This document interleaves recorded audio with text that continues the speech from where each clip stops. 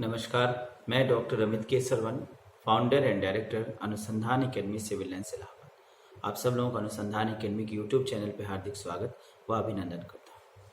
Students and followers, ये video जो मैं आज शूट करने जा रहा हूँ, ये एक महान शख्सियत, एक महान व्यक्ति के विचारों के खंडात्मक दृष्टिकोण से खंडों के क्रम में एक महान वीडियो है, या एक खंडों के क्रम में एक दूसरा वीडियो, क्योंकि इससे पहले मैंने इनके एक वीडियो को अपलोड किया है, उसी क्रम में दूसरा वीडियो है।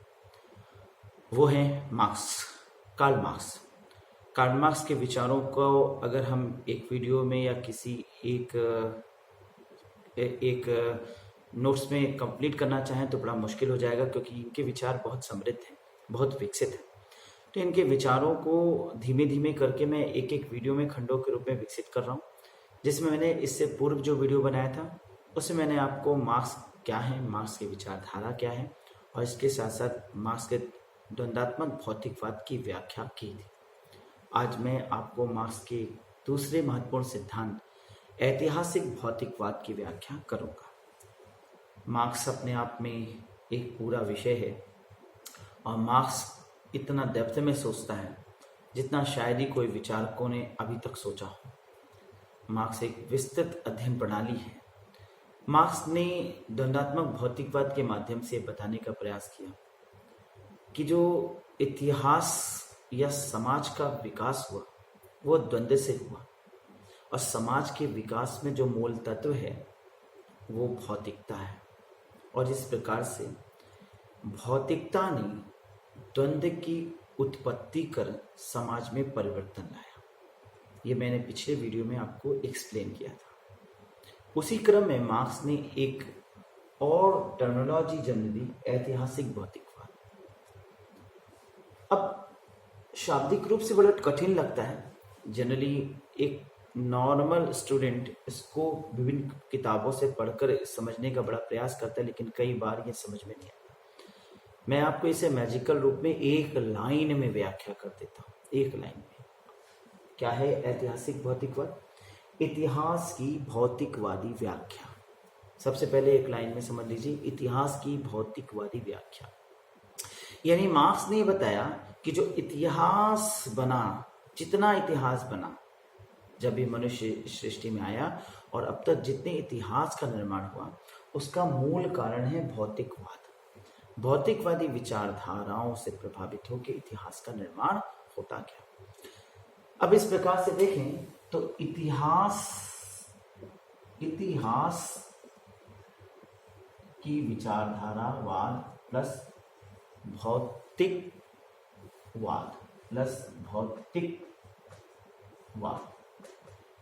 यानी इतिहास की भौतिकवादी विचारधारा। इतिहास का निर्माण भौतिकता से हुआ, इसलिए इन्हें क्या कहा जाता है? आर्थिक निर्धारणवादिता, आर्थिक निर्धारणवादी। अब इकोनॉमिक डिटर्मिनिस्टिक इसलिए कहा गया क्योंकि इन्होंने सृष्टि का मूल तत्व क्या मान लिया? भौतिकता को। तो भौतिकता ने इतिहास का निर्माण किया। इनका कहने का विषय है कि भौतिकता द्वंद्व को जन्म देती है, और द्वंद्व समाज में विभेद के द्वारा नए समाज का निर्माण या उत्पत्ति करता चलता है। पुनः भौतिकता से द्वंद्व की उत्पत्ति होगी, जो नए समाज से विभेद को पुनः पैदा करता है और नवीन समाज की उत्पत्ति कर इस प्राचीन समाज को इतिहास बना देता है। यह प्रक्रिया निरंतर चलती रहती है, और इस विचारधारा को ही भौतिकता द्वंद्व के माध्यम से इतिहास का निर्माण करती है, ऐतिहासिक भौतिकवाद कहते हैं। और डेप्थ में कहा जाए तो मानवीय विकास को समझने के लिए द्वंद्वात्मक भौतिकवाद के सिद्धांत को ही ऐतिहासिक विकास पर लागू करने के मार्क्स के प्रयास को इतिहासकार भौतिकवाद व्याख्या का नाम से पुकारते हैं। इतिहास या समाज का विकास तो द्वंद्व प्रणाली से होता है, और भौतिक पदार्थ उस विकास को चलायमान करते हैं, या इतिहास की भौतिकवादी व्याख्या के सिद्धांत की प्रमुख मान्यता है। इस सिद्धांत को आर्थिक निर्धारणवाद, ऐतिहासिक भौतिकवाद अथवा इतिहास की भौतिकवादी व्याख्या अनेक नामों से हम पुकार सकते हैं, जान सकते हैं। अपनी व्याख्या के अनुरूप मार्क्स ने समाज के क्रम के विकास को 5 चरणों में दर्शाया है। अब मार्क्स ने बताया कि इतिहास का निर्माण एक दिन में नहीं हुआ। इतिहास के निर्माण में 5 चरण देखे गए। तो 5 चरण कौन कौन से, हम लोग उसको देखेंगे। What are the 5 steps of history, और किस चरण में हम वर्तमान में चल रहे हैं।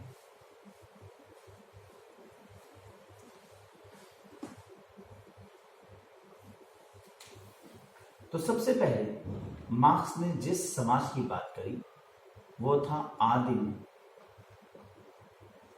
साम्यवाद। मार्क्स का दूसरा समाज था दैट इज दासत्ववादी युग। दासत्ववादी युग। तीसरा समाज जो मार्क्स के क्रम में तीसरा समाज का उद्भव हुआ वो है सामंतवादी युग। सामंतवादी युग। चौथा चरण जो मार्क्स ने बताया वो वर्तमान का समाज है दैट इज पूंजीवादी युग। पूंजीवादी युग। मार्क्स कहते हैं एक और समाज इसके अंत के बाद आएगा जिसे उन्होंने साम्यवाद कहा। क्या कहा? साम्यवाद। अब मार्क्स के सिद्धांतों के अनुसार ये 5 समाज उत्तरोत्तर विकास के क्रम में आए हैं और आएंगे। इनका विकास उत्तरोत्तर होता है, यानी इस क्रम में विकसित हुआ है।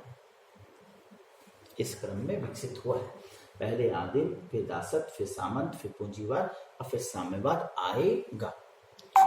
अब मार्क्स यहां पर देखें तो इन विकास के क्रम में उन्होंने कहा कि ये वर्ग क्लासेस की बात करें और कहा कि आदिम साम्यवादी युग में कोई वर्ग नहीं था। आदिम साम्यवादी युग में कोई वर्ग नहीं था। मार्क्स ने कहा कि दासत्ववादी युग में वर्ग विकसित हुआ, फिर साम्यवादी युग में भी वर्ग विकसित हुआ, पूंजीवादी युग में भी वर्ग है, परंतु आने वाला साम्यवाद युग, अब इस प्रकार से देखें तो ये जो साम्यवादी युग है इस युग में फिर एक बार कोई क्लास नहीं होगी, वर्ग विहीन समाज होगा। मार्क्स ने ये 5 क्रम में समाज की व्याख्या करी जिसमें उन्होंने बताया कि सबसे पहले आदिम साम्यवाद युग आया। अब आदिम साम्यवाद युग में व्यक्ति का जीवन आदिम जैसी स्थिति में था, यानी आदिम जानवरों की तरीके से वो जीता था। इस युग में व्यक्ति को किसी भी संपत्ति की इच्छा नहीं थी। फॉर एग्जाम्पल, पेड़ों पे इंसान पड़ा रहता था, उतरा, खेत में कुछ खाया, नदी के किनारे खरबूजा खाया, जैसे मंकी रहते वैसे ही रहता था। इसका जीवन साधारण था, पेड़ इसका आशियाना था, तो इसे घर बनाने की जरूरत नहीं थी। किसी प्रकार की संपत्ति इसने रखा नहीं था, इसलिए कोई न ऊंचा था न कोई नीचा। साम्यता थी, और ऐसी साम्यता यानी इक्वलिटी को मार्क्स ने आदिम साम्यवाद कहा। प्रिमिटिव इक्वलिटी, आदिम साम्यवाद। इसके बाद मार्क्स ने कहा कि समाज का बदलाव हुआ और दासत्ववादी युग है। अब चेतना आई, परंतु मार्क्स ने कहीं चेतना की बात नहीं करी, क्योंकि मार्क्स जब चेतना की बात करेंगे तो हीगल के पदार्थ जन समाज की ओर चले जाएंगे, इसलिए मार्क्स चेतना की बात नहीं करते। मार्क्स कहते हैं भौतिकता आई और भौतिकता की वजह से एक 2 वर्ग निर्मित हुआ। वर्ग का नाम यहां रखा मालिक और दास। मालिक और दास, इन्होंने कहा मालिक और दास। इस युग में अगर हम वर्ग देखें तो मालिक और दास। अब यहां पे भौतिक संपत्ति संग्रहण होने लगा, मनुष्य का विकास हो गया, मनुष्य कृषि कार्य करने लगा, वो जानवरों को पालने लगा, संपत्ति रखने लगा। तो किसी के पास ज्यादा गायें थी, किसी के पास कम, किसी के पास बिल्कुल नहीं। अतः इस दृष्टिकोण से एक वर्ग बड़ा हुआ और एक वर्ग छोटा हुआ। बड़ा वर्ग मालिक हो गया और उसने अधीन करा कुछ लोगों को, उन्हें इन्होंने दास कहा दिया। मार्क्स कहते हैं कि फिर भौतिकवादी तत्वों में बदलाव हुआ। अभी छोटे छोटे जो कृषक थे वो बदलाव देखने को मिला और बड़े भूमिहारों में बदल गया। बड़े बड़े संपत्ति युक्त लोग उत्पत्ति होने लगे जिन्हें सामंत कहा गया और नए वर्ग का विकास हुआ जिसको इन्होंने अमीन और कमीन कहा। अमीन और कमीन। अमीन का मतलब है उच्च वर्ग, इलीट क्लास, और कमीन का मतलब है निम्न वर्ग। अमीन इलीट क्लास को और कमीन निम्न वर्ग, नीची वर्ग को दर्शाता है। अब कमीन से ही कमीना शब्द बना जिसका मतलब एज यूजली निम्न, नीच, यानी निम्न जाति, निम्न समुदाय।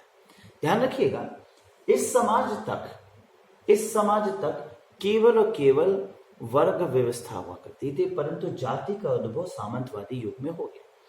इस युग में अमीन ने अपने अधीन कुछ लोगों को रखना शुरू कर दिया और उन्हें उनकी क्रियाओं के आधार पर, ध्यान से समझिएगा, इस युग तक तो हम देख रहे हैं कि वर्ग व्यवस्था थी, परंतु वर्ग व्यवस्था जाति के रूप में धीरे धीरे बदलना शुरू हो गई। अमीन ने यानी उच्च क्लास ने, जमींदार ने, एक बड़े फेडरल व्यक्ति ने अपने अधीन जिन लोगों को रखा वो स्पेशलाइज्ड किसी कार्यों में थे। जैसे नाई का कार्य जानते हैं, तो चलो भाई हमारे यहाँ पूरे खानदान के आप नाई का काम करेंगे, हम आपके परिवार का संचालन करते रहेंगे, व्यवस्था करते रहेंगे, देखते रहेंगे। इस प्रकार से अमीन विकसित हुआ उच्च वर्ग और कमीन निम्न वर्ग। अब उसने अपना सर्वस्व दे दिया अपने मालिक को। नाउ फिर मार्क्स कहते हैं कि अब बदलाव आया अर्थव्यवस्था में, भौतिकता में, और अब जो है विज्ञान का युग आ गया। विज्ञान ने प्रादुर्भाव किया, भौतिक तत्वों का विकास किया। परिणाम स्वरूप कल कारखाने और फैक्ट्रियां विकसित होने लगे और पूंजी को संचय करने के दृष्टिकोण से पूंजीवाद यानी पूंजीपति पनपने लगे। तो जो ये सामंत था उसने कहा कि भाई इतनी बड़ी लैंड है, इतनी बड़ी भूमि में हम कृषि कराते हैं और थोड़ा सा हमारी आमदनी होती है, अगर हम इतनी बड़ी लैंड में एक बड़ी सी इंडस्ट्री लगा दें तो भाई टाटा स्टील हो जाएगा, बिरला सीमेंट हो जाएगा, बड़ी सी इंडस्ट्री लगेगी और उसमें इतना उत्पादन होगा, उत्पादन की प्रणाली बदलाव हो गया। जहां कृषि थी वहां अब क्या हो गया, वह इंडस्ट्री आ गई।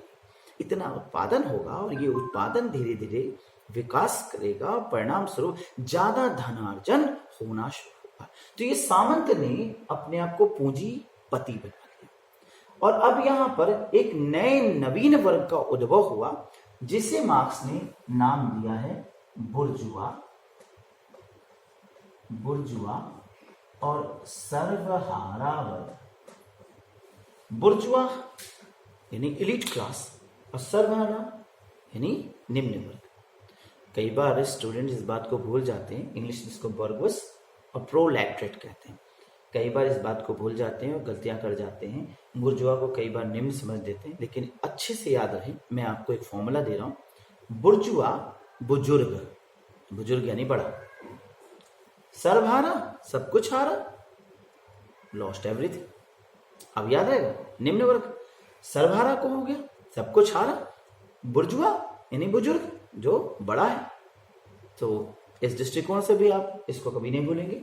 तो बुर्जुआ एलीट क्लास को और सर्वहारा निम्न वर्ग को व्यक्त करने लगा। पूंजीवादी युग का अभ्युदय हो गया। मार्क्स आगे कहते हैं कि पूंजीपति यानी बुर्जुआ वर्ग सर्वहारा का अत्यधिक शोषण करेगा और करना शुरू कर देता है।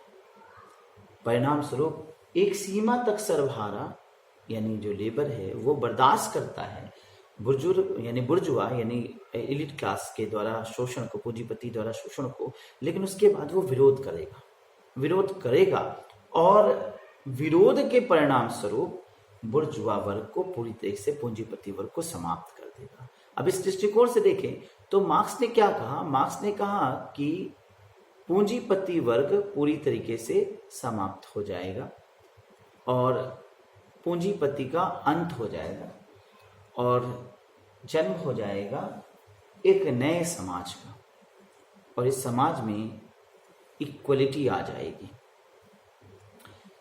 ये जो सरभारा है ये पूंजीपति का अंत कर देगा, विरोध और क्रांति आएगी, वर्ग संघर्ष हो जाएगा और सब जगह इक्वलिटी शुरू हो जाएगी और इक्वल पीपल्स हो जाएंगे, इक्वल डिस्ट्रीब्यूशन हो जाएगा और यहाँ पर कोई क्लास नहीं रह जाएगा, इक्वलिटी दिखाई देगी। इस प्रकार से 3 विभिन्न वर्गों का विकास मार्क्स ने बताया।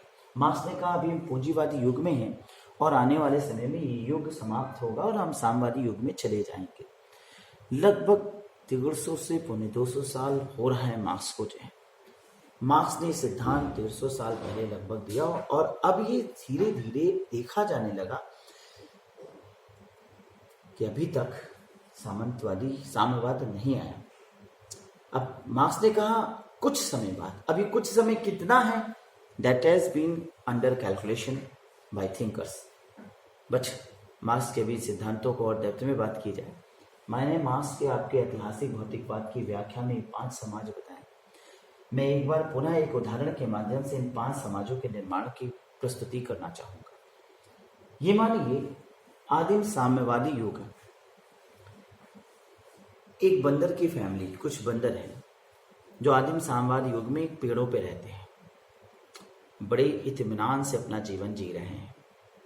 सुबह उठते हैं आराम से 7-8 बजे और गए, नीचे नदी बह रही है, स्नान करे, अरबूजा तरबूजा खरबूजा जो अगल बगल मिला, ककड़ी वकड़ी खाए, पेट भर गया और फिर पेड़ पे चढ़ गए, सो गया।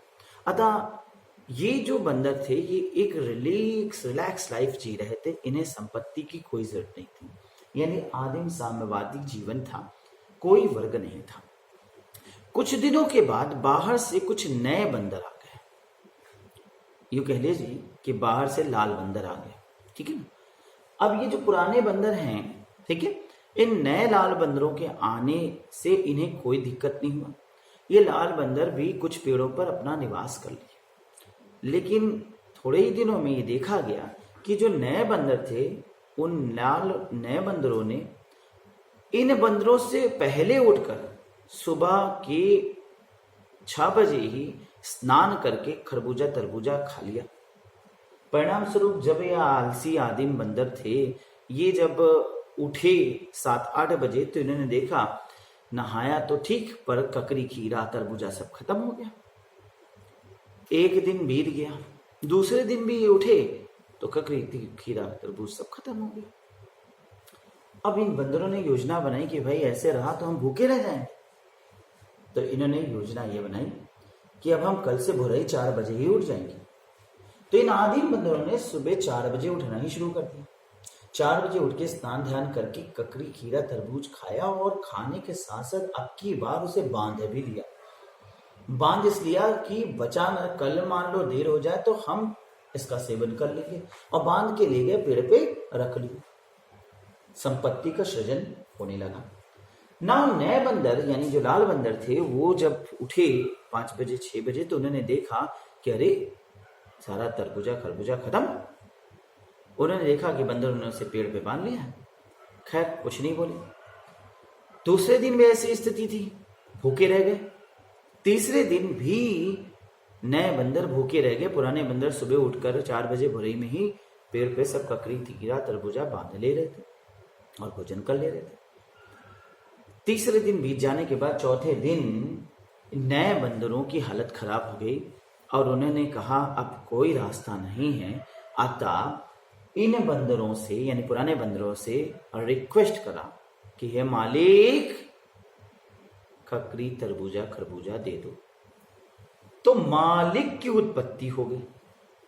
अब पुराने बंदरों ने कहा भाई हम तुम्हें ककड़ी तरबूजा खरबूजा देंगे, पर यह शर्त है कि तुम हमारे लिए बेहतर रूप से नीचे हमारे एक कुटिया छाओ और जितना भी दूर दूर तक ककड़ी खीरा तरबूजा है वो सारा बांध बांध के यहां ले आओ, क्योंकि बाहर से फिर कोई नए बंदर ना आ जाए और हमारी संपत्ति पर अधिग्रहण ना करें। अतः तुम हमारे दास बनो, जैसा हम कहें वैसा करो और दास के रूप में मालिक की सेवा करते रहो। परिणाम स्वरूप तुम्हारा जीवन हम चलाते रहेंगे। अब जाहिर सी बात है, पुराने बंदर मजबूत थे, नए बंदरों ने उनकी इस डिमांड को स्वीकार किया और इस प्रकार से एक युग यानी दासत्ववादी युग का प्रारंभ हो गया। ऐसे ही विकास होते होते जो पुराने बंदर थे उन्होंने काफी बड़ी जमीन तक एक्वायर कर लिया और सामंत के रूप में परिवर्तित हो गए और उन्हें बड़े सामंत कहा जाने लगा। लेकिन इस दास ने अब थोड़ी वैचारिकी आ चुकी थी। अब इसको समझिएगा, दास और कमीन और सरभारा में क्या डिफरेंस है, इसको समझिएगा। दास और कमीन में डिफरेंस, दास ने सशरीर अपने आप को समर्पित किया, लेकिन अब सामंतवादी युग में इस दास में थोड़ी चेतना आ गई। उसने कहा शरीर नहीं देंगे मालिक, आप जो कहें वैसा हम काम करने को तैयार हैं, परंतु आप हमारा रख रखाव करो, आपके लिए आधी रात को हम कार्य करेंगे। तो यहां पर शरीर के साथ श्रमिक था, सशरीर श्रमिक था, और यहां पर स्वभाव श्रमिक हो गया, परंतु शरीर की मुक्ति हो गई। दासत्व युग में क्या था कि मालिक दास का शोषण अधिक करने लगा, दास के शरीर पर ही अक्वायर हो गया। अब वो चाहे तो वो जीवित रखे, चाहे तो मार दे, तो आवश्यकता अनुसार देगा, नहीं तो नहीं देगा।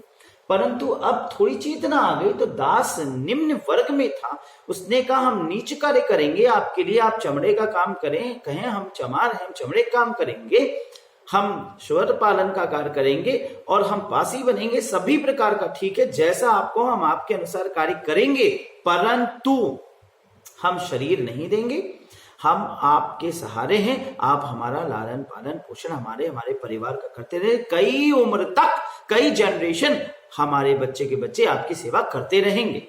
इस प्रकार से जाति उत्पत्ति यहां से जन्म ले लेती है।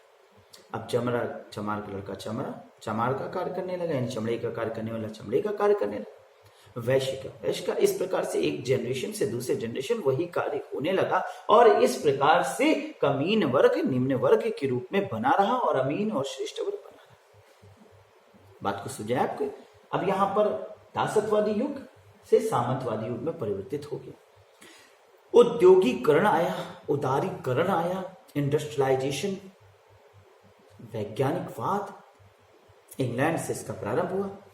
परिणाम स्वरूप जो बड़े बड़े सामंत थे उन्होंने अपनी भूमि में पूंजी की विकास के दृष्टिकोण से कल कारखाने लगाना शुरू किया। अब वो कल कारखाना लगाना शुरू करे तो उन्हें चाहिए था स्पेशलाइज्ड लेबर। जैसे साइकिल की फैक्ट्री बनाई तो साइकिल में तीली कसने वाला, साइकिल में गद्दी कसने वाला। अब उन्हें स्पेशलाइज्ड लेबर चाहिए था, बदले में जो श्रम लेना चाहे ले, पर यह जरूरी नहीं है कि वह किसी जाति से हो, क्योंकि अब जाति का कोई सेंस नहीं था।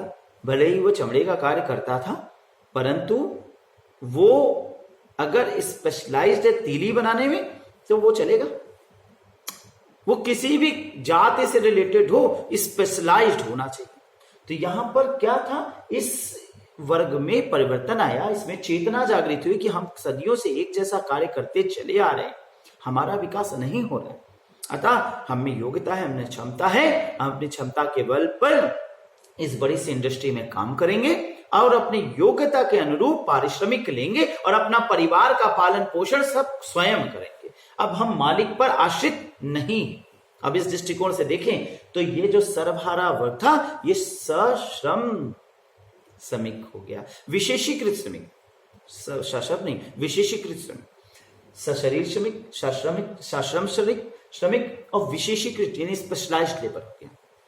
फॉर एग्जाम्पल किसी भी क्षेत्र में स्पेशलाइज्ड लेबर, फॉर एग्जाम्पल एक यूनिवर्सिटी, उसके अंतर्गत विश्वविद्यालय में कार्य करने वाले प्रोफेसर, क्लर्क, प्यून, ये सब क्या है, स्पेशलाइज्ड लेबर। अब यूनिवर्सिटी या सरकार इस बात की जिम्मेदारी नहीं लेती कि आपके परिवार का पालन पोषण, आपके परिवार के विवाह, बच्चों की व्यवस्था, ये हम सब करेंगे, जाओ हम देखेंगे, जैसा कि सामंत युग में था।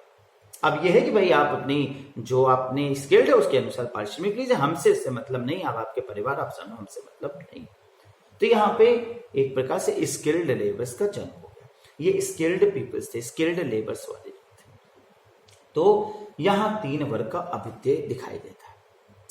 मार्क्स ने क्या कहा? मार्क्स ने कहा कि ये जो बुर्जुआ वर्ग है, यानी कि जो पूंजीपति है, अत्यधिक शोषण करेगा, अत्यधिक शोषण करता है। परिणाम स्वरूप एक दिन ये सर्वहारा वर्ग इसका विरोध करेगा और एलीट क्लास को अंत कर देगा और क्रांति ला देगा। परिणाम स्वरूप इक्वल डिस्ट्रीब्यूशन हो जाएगा और सर्वहारा पूंजीपति वर्ग मर जाएगा, पूंजीपति समाप्त हो जाएगा और सर्वहारा की जीत हो जाएगी। सर्वहारा का अधिनायक तंत्र, मार्क्स का एक सिद्धांत है जो कहता है सर्वहारा का अधिनायक तंत्र, यानी सर्वहारा राजा बन जाएगा। और नाउ इन्होंने शोषण झेला है, अब ये शोषण नहीं करेंगे और ये इक्वल डिस्ट्रीब्यूशन कर देंगे और सोसाइटी इक्वलिटी के आधार पे आ जाएगी और एक नए समाज का उदय हो जाएगा जिसका नाम होगा साम्यवादी युग। अब इस प्रकार से देखें तो मार्क्स ने दो प्रकार के साम्यवादी युग की व्याख्या कर दी। क्या अंतर है? अंतर बता रहा हूं, ध्यान से समझिएगा।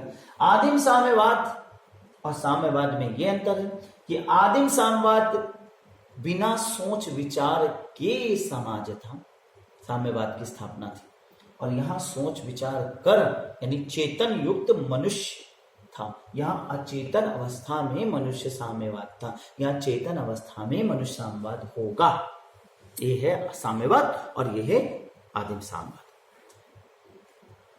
अब मार्क्स ने ये बातें कही, लेकिन कहीं ना कहीं खटक रही है वो ये कि क्यों नहीं परिवर्तन हुआ। फिर लगभग 150 साल बीत रहे हैं मार्क्स के सिद्धांतों से, तो पूंजीवाद का अंत हो जाना चाहिए। यहां पर शुरू होती है नव मार्क्सवाद, जिस पर मैंने आपको एक लेक्चर दिया। नव मार्क्सवाद पर पूरा एक सिद्धांत दिया जर्गन हैबरमास के विचारों के अनुसार केंद्रित होकर, जिसका मतलब है कि मार्क्स की विचारधारा प्रिवेल्ड कर रही है, लेकिन कुछ और भी सिद्धांत उसमें जुड़ गए हैं। अतः सिर्फ आर्थिक निर्धारणवादी होना अब नहीं सही है और यह नहीं कहा जा सकता कि अर्थव्यवस्था ही समाज में परिवर्तन लाती है, बल्कि वैचारिकी भी है जो परिवर्तन लाती है। वैचारिकी भी परिवर्तन लाती है। कैसे लाती है, इस बात को समझिए। मार्क्स यहां कह गए कि पूंजीवाद का अंत हो जाएगा, सर्वहारा समाप्त, बुर्जुआ समाप्त हो जाएगा, सर्वहारा पूंजीपति को खत्म कर देगा, परंतु ऐसा हो नहीं पाया। क्यों? क्योंकि पूंजीपति लिबरल हो गया। क्यों? क्योंकि मैं एक पूंजीपति हूं, मैं एक इंडस्ट्री चला रहा हूं, मेरे पास कई लेबर्स। अब लेबर्स ने डिमांड बढ़ाई, मैंने कहा निकाल दूंगा तुमको बाहर। लेबर्स ने कहा आंदोलन, क्रांति करते हैं, ठीक है बैठो, इतनी ज्यादा जनसंख्या है, मैं नए लेबर्स को रख लेता हूं। मैंने उन्हें निकाल दिया और नए लेबर्स रख लिया। नए लेबर्स हमने रखा तो नए लेबर्स अनस्किल्ड थे, हमारे काम को बिगाड़ने लगे, भले ही कम दाम देना पड़ रहा था। अब जो पुराने लेबर्स हैं उनको ज्यादा दाम चाहिए था। अब वो जहां जहां गए वहां उन्हें काम उनके दाम के अनुरूप नहीं, उनकी मजबूरी के अनुरूप उनको उतना ही मिलता रहा या उससे कम मिलने लगा। अब वो भूखे मरने लगे। परिणाम स्वरूप वो वापस आए, उन्होंने कहा कि मालिक देख लें अगर कुछ व्यवस्था हो। अब हमें भी उनकी जरूरत थी, क्योंकि हम उनको निकाल के पछता रहे थे कि अगर ये नौकर वापस आ जाए तो अरे यार बड़ा यूनिट नुकसान जा रहा है, इतना बढ़िया काम करते थे लड़के, जब से निकाला तब से परेशान हूं। अब वो आए तो भाई हमने कहा चलो अच्छा ठीक है रहो, चलो तुमको कुछ बढ़ा देता हूँ, बेटा तुम तो अपने ही हो, अपने परिवार जैसे हो, अपने परिवार के हिस्सा हो, अपने मैं तुम्हारा बाप हो, तुम मेरे संतान हो, आपसी प्रेम है, चलो काम करो। एक दूसरे के प्रति लिबरलाइज। वो भी समझ गया कि भाई अब इनके यहाँ काम करते हैं, थोड़ा मालिक से प्रेम से बात कर लेंगे, कुछ ये बढ़ा देंगे और ज्यादा नहीं दबाव डाल सकते, उससे ज्यादा देंगे नहीं और कहीं और मिलेगा नहीं। अब उनका भी परिवार बढ़ गया है, अब उनको वो पेमेंट नहीं मिलना है कहीं, जो यहाँ मिल जाएगा। और हम इनकी अहमियत समझते हैं, इसलिए हम इनको उतना ही शोषित करेंगे जितने में ये विरोध न करते। परिणाम स्वरूप पूंजीपति पनपता जा रहा है। अब मार्क्स पर 150 सालों से 200 सालों के बीच में हुए इस अंतराल के अनुसार ये कह सकते हैं कि उस समाज और समाज में बदलाव हो गया। मार्क्स ने जब ये विचारकी दी थी कि पूंजीवाद का अंत हो जाएगा, तो उस समय समाज में बहुत कुछ डिफरेंट था और आज समाज में बहुत कुछ डिफरेंट है, जिसे हम लोग हैबरमास के संरचनात्मक क्रियाओं के अंतर्गत अध्ययन करेंगे।